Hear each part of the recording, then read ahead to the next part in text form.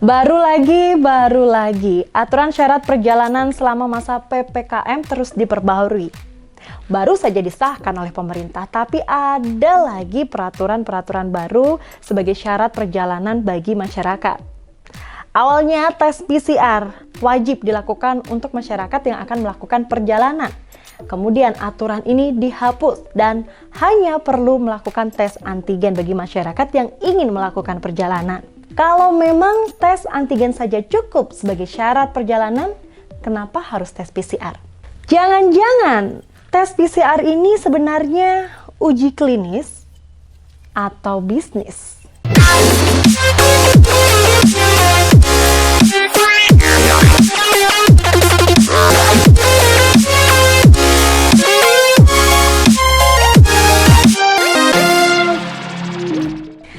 Pemberlakuan pembatasan kegiatan masyarakat atau PPKM se-Jawa Bali diperpanjang hingga 15 November 2021. Kabar baiknya, untuk wilayah DKI Jakarta, Bogor, juga Tangerang memasuki PPKM level 1. Tren kasus COVID-19 sempat menurun. Bahkan pemerintah sempat menerapkan kebijakan bagi perjalanan udara juga perjalanan jarak jauh lebih dari 250 km wajib melampirkan hasil tes PCR. Namun aturan ini berubah, hingga akhirnya masyarakat yang akan melakukan perjalanan udara dan perjalanan darat lebih dari 200 km hanya perlu melampirkan hasil negatif antigen yang berlaku 1 kali 24 jam. Juga harus sudah divaksin. Saking wajibnya ada PCR dan antigen, akhirnya banyak klinik bermunculan. Perusahaan-perusahaan yang menyediakan jasa pengecekan tes PCR, apalagi di sekitar pusat transportasi.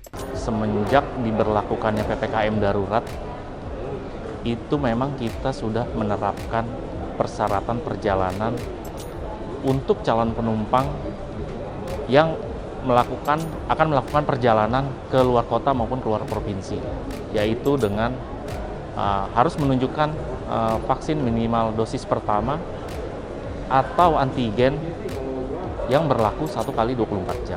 Kalau untuk PCR memang lebih bagus PCR daripada antigen. Karena di sini kan antigen atau PCR. Sama halnya kayak vaksin dosis pertama, ya dosis kedua lebih bagus. Yang penting yang bersangkutan itu sudah melakukan dua-duanya. Nah, kami dari Terminal Terpadu Pulau Gebang untuk fasilitas pengecekan swab antigen maupun PCR kita sudah sediakan di lantai 1. Di situ calon penumpang ketika dia belum melakukan antigen, kita sediakan di lantai 1 dari perusahaan swasta untuk melakukan antigen tersebut atau PCR. Kebetulan kita bekerja sama dengan Kimia Farma ya, yang sudah terafiliasi dengan Peduli Lindungi, dan harga untuk antigen mereka itu sekitar 85.000 sekali swab. Dan untuk PCR yang sudah berlaku sekarang yaitu 275.000. Menurut keterangan pers, juru bicara pemerintah dalam penanganan COVID-19 di Indonesia, aturan syarat perjalanan se-Jawa Bali berubah per 2 November 2021. Berikut datanya. Intinya adalah syarat menunjukkan hasil negatif PCR sudah tidak berlaku lagi. Sejatinya penggunaan PCR itu digunakan untuk diagnosa dokter. Namun sejak pandemi merebak, banyak yang menggunakan tes PCR untuk syarat masuk kantor, syarat sebuah acara, dan perjalanan. Tapi sekarang syarat perjalanan sudah resmi cukup dengan hanya menggunakan tes negatif antigen. Aturan bisa berganti-ganti gini sih. Sebenarnya pemerintah yang tidak siap, buru-buru, atau kurang koordinasi. Ya aturan nggak boleh berubah-ubah, misalnya memangnya sarung turun naik, kan nggak bisa, ada aturannya. Ya kalau berubah-ubah gini ya publik yang bingung, pelaksana bingung, operator bingung. Kebijakan itu harus punya dasar peraturan perundang-undangan. Peraturan perundang-undangan itu harus mengikuti Undang-Undang 12 tahun 2011 dan diperbarui Undang-Undang 15 tahun 2019 tentang tata cara pembuatan peraturan perundang-undangan di Republik ini. Jadi di situ ada hierarki peraturan mulai dari Undang-Undang Dasar, Undang-Undang, dan seterusnya. Paling rendah ada Pergub, ada Perda, ada per kepala daerah. Jadi tidak ada SE. Sekarang ini pemerintah semua mengeluarkannya pakai SE atau surat edaran. Itu sama dengan Inmendagri juga sama. Itu tidak ada di peraturan perundang-undangan, artinya tidak ada kekuatan hukum untuk melakukan kebijakan dengan dasar peraturan perundang-undangan itu. Tapi kan jadi Anda boleh tidak mengerjakan tidak apa-apa. Wong itu bukan peraturan untuk publik, itu peraturan internal. Karena peraturannya kan nggak betul. Saya bilang tadi peraturannya pakai SE. Jadi masyarakat, ya ini masa setiap hari berubah, kan nggak ada di dunia ini yang peraturan berubah-ubah. Setelah itu SE itu bukan SE itu tidak berkekuatan hukum. Jadi mau diterapkan gimana? Ya masyarakat diem saja sih, menerima saja, ya harus protes. Nah, pemerintah sudah saya ingatkan berpuluh-puluh kali sejak awal pandemi. Tapi keluarnya SES itu tidak bisa, makanya berantakan seperti sekarang. Ngapain kita ribut-ribut di tarif? Kan balik dan Lemin juga balik lagi akhirnya, boleh PCR, boleh antigen. Ya. Ngapain kita sebulan berdebat soal hal-hal yang nggak penting gitu? Dia buang energi. Nah, kenapa begitu? Anda tanya pada pemerintah. Nah, kan nggak bisa tuh peraturan berubah-ubah. Ya, akhirnya kita lagi yang kena imbasnya.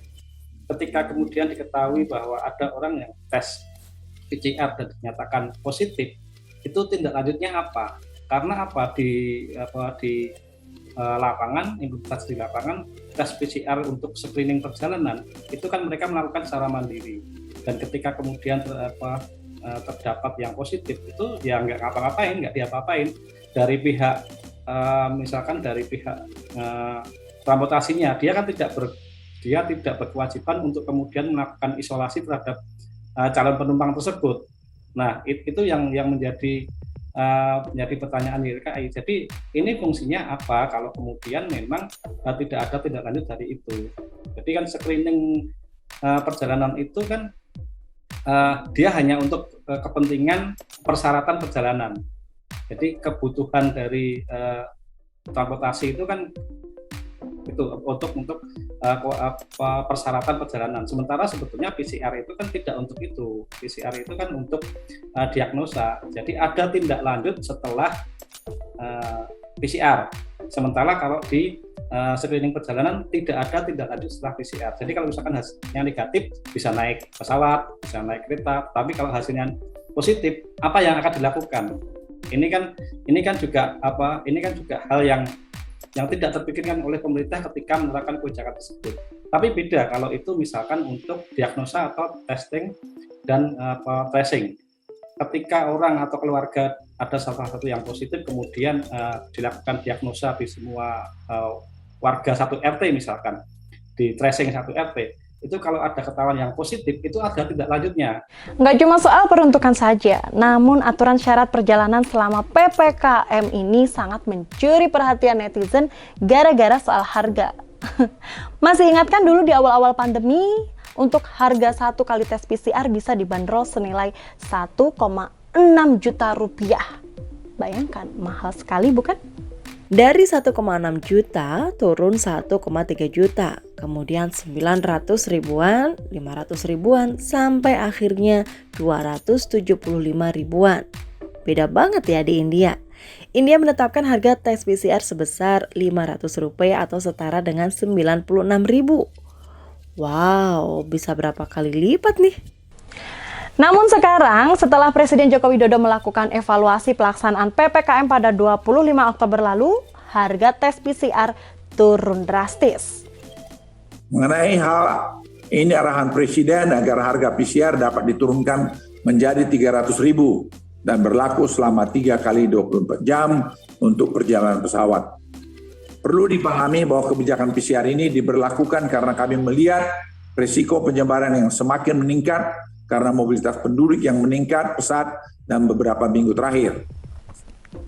Ngomongin soal harga, ada relawan Jokowi yang melaporkan 2 menteri yakni Luhut Binsar Panjaitan dan Erick Thohir. Mereka diduga melakukan kecurangan dengan aturan tes PCR yang diduga dibisniskan. Dugaan PCR dibisniskan mengemuka nampaknya. Kabar ini nggak bikin kaget masyarakat Indonesia ya? Apa-apa dibisnisin, apa-apa dicuanin. Ya gimana, dulu kan memang permintaannya banyak tapi stok barangnya minim.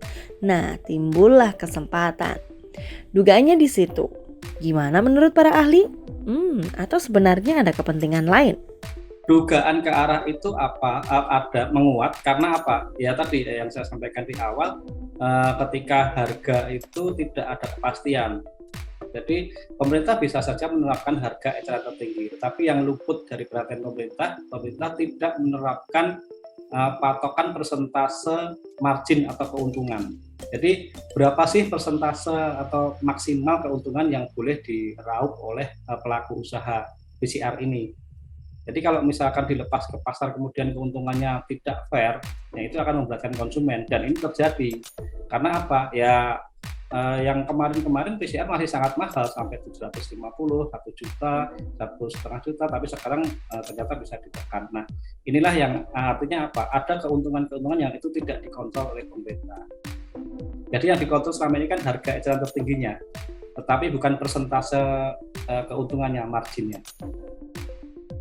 Saya nggak tahu, saya bukan intelijen, jadi Anda tanya kenapa ini begini. Kalau pemerintah berubah-ubah gitu pasti ada pengaruhnya. Apakah pengaruhnya tekanan dari publik, apa pengaruhnya tekanan dari tauke, apa pengaruhnya tekanan dari mana?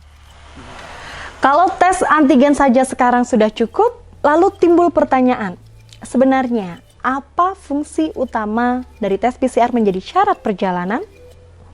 Masihkah tega mengambil untung di tengah pandemi? Di saat banyak orang kebingungan mencari obat sana-sini, mencari tempat karantina, dan mencari perlindungan. Lalu, kita-kita juga yang menjadi sasaran. Pertanyaan besarnya, PCR menjadi aturan perjalanan ini klinis atau bisnis? Komen pendapatmu di bawah.